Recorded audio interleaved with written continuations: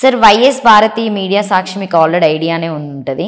అందులో 100 కోట్ల ప్రకటనలు ఇవ్వడం పైన సీఎం జగన్ హైకోర్టు నోటీస్ దీనిపైన మీరేమంటారు? అంటే వాళ్ళకి హైకోర్టు నుండి నోటీస్ వచ్చింది కదా సార్, సో దాని మీద మీ అభిప్రాయం ఏంటి? ఇప్పుడు ఏ ప్రభుత్వాలైనా వాళ్ళ ప్రయోజనాల కోసం ప్రచార ప్రకటనలు ఇస్తే దాని మీద క్వశ్చన్ వస్తుందండి. ఆ సంగయ్య గారు ఆయన ఒక ఆయన కంప్లైంట్ ఇచ్చాడు, దాని మీద ఒక హైకోర్టు విచారణ జరుగుతుంది. అది నిజమైతే కనుక వాళ్ళ మీద శిక్ష ఉంటుంది డెఫినెట్గా. విచారణకు ఆదేశాలు వస్తాయనుకుంటున్నాను నేను. ఇప్పుడు ఆ పని చేయకూడదు. జగన్మోహన్ రెడ్డి గారికి ఏం కావాలంటే మూలం సంపాదించుకున్నారు, ఏంటి అవసరం అది? వాళ్ళ ఎంప్లాయీస్ అందరికీ సలహాదారులుగా వాళ్ళ ఉద్యోగాలు గవర్నమెంట్ నుంచి ఇప్పించుకుంటా అంత కక్కుర్తి పడాల్సిన అవసరం ఏముందో నాకు అర్థం అవ్వలేదు. వాళ్ళకి డబ్బు మీద అంత ఆపేక్ష ఏంటో. ఇప్పుడు వాళ్ళు ఇప్పుడు 2004 ముందు చాలా తక్కువగా ఉన్నారు వాళ్ళు ఆస్తులు, తర్వాత విపరీతంగా పెరిగినాయి, బోళ్ళని వ్యాపారాలు వచ్చినాయి. ఇక అంతటితో తృప్తి పడాలి కదా, ఇంకా దుబ్బేద్దాం అనుకుంటున్నారు. ఈ విషయంలో వాళ్ళ చెల్లికి కూడా పంచిపెట్టకుండా ఇలాంటి వాటిలో కొంచెం అదే అతి సర్వత్రా వర్జయత్ అంటారు. ఇలాంటి పనులు చేస్తాం వల్ల చూసారా, ఇప్పుడు ఆ చిన్న విషయం 100-200 కోట్లు కక్కుతి పడ్డారు, అది కోర్టుకు వెళ్ళింది. అది అలాంటి పనులు ఎందుకు, అది అంత కక్కుతి పడాల్సిన అవసరం ఏముంది? ఇప్పుడు సరిపడవచ్చు. ఇప్పుడు మీ కడుపు నిండిన తర్వాత మిగతా ఏం తిన్నా కానీ కక్కేసుకుంటారు తప్ప దానికి ఏం ప్రయోజనం ఉంటుంది? అనారోగ్యం పాలవుతారు, ఇంకొకరు పెడితే సంతోషిస్తారు.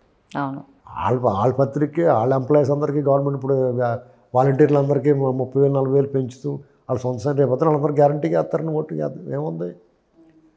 మరి ఇవన్నీ రేపు ఓడిపోయిన తర్వాత ఆయనకి ఇవన్నీ పాముల్లో చుట్టేసుకోవు, వదులుతారు వాళ్ళు. టీడీపీ వాళ్ళు వదలొద్దు అని ఇతను చేసి చూపించాడు.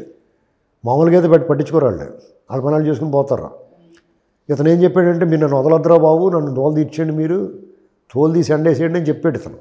ఈ 5 ఏళ్ళు ఇతను పరిపాలన చూసిన తర్వాత వాళ్ళు వదలరు. గ్యారంటీగా వీళ్ళందరూ నోటుకొచ్చినట్టు మాట్లాడిన వాళ్ళు ఈ దేశం విడిచిపెట్టి వెళ్ళిపోతారు. దాదాపు 2,000 మంది రాజకీయ నాయకులు కానీ అధికారులు కానీ ఈ దేశం విడిచిపెట్టి వెళ్ళిపోతారు, ఇక్కడ ఉండరు. ఇది నేను 2.5 ఏళ్ల క్రితం చెప్పాను, మళ్ళీ ఇప్పుడు చెప్తున్నాను. 2 నెలల ఎన్నికలు ఉండగా చెప్తున్నాను. ఎన్నికలు 2.5 ఏళ్ల ముందు చెప్పాను నేను, మళ్ళీ ఇప్పుడు చెప్తున్నాను. ఖచ్చితంగా 2,000 మందికి పైగా ఫలితాలు వెలువడుతున్నప్పుడు ఇక్కడి నుంచి చూడరాళ్ళు, వేరే చోట నుంచి చూస్తారు. ఫలితాలు అనుకూలంగా రావు కాబట్టి వాళ్ళు అక్కడే ఉండిపోతారు. ఎందుకంటే వాళ్ళు చేసిన దుర్మార్గాలు, దౌర్జన్యాలు, నోరు పారేసుకోవడం ఎక్స్ట్రీమ్కి వెళ్ళిపోయారు. వాళ్ళని ఇక్కడ ఉండలేరు వాళ్ళు. మీకు ఫలితాలు ఫస్ట్ ఎర్లీ ట్రెండ్స్లోనే వాళ్ళు కోటింగ్ స్టార్ట్ అయిపోతాయి. ఎన్ని తప్పించుకోవాలంటే వాళ్ళు ఇక్కడ ఉండకూడదు,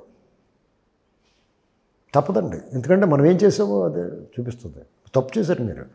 ప్రజలు అంత మ్యాండేట్ ఇచ్చినప్పుడు చాలా జాగ్రత్తగా, పద్ధతిగా, గౌరవంగా, ప్రజల పట్ల గౌరవంగా, బాధ్యతగా ఉండాలి. ప్రతిపక్షాలను విమర్శించండి, శృతి మించి విమర్శిస్తే వాళ్ళు చేయలేరా? మీరే తోపులా? మీకన్నా క్రూరులాళ్ళు ఒక రకంగా చెప్పాలంటే పచ్చినెత్తుడితో అవుతారు టీడీపీ వాళ్ళు. వీళ్ళు ఇంకా సన్నాసులు, వీళ్ళు చేతగా చేయటం. వీళ్ళు చదువుకోలేదు దద్దమ్మలు వీళ్ళు. వాళ్ళు అందులో తెలివైన వాళ్ళు, చదువుకున్న వాళ్ళు ఉంటారు టీడీపీలో. వీళ్ళంతా ఫుల్ బేవర్స్ బ్యాచ్ ఇదంతా.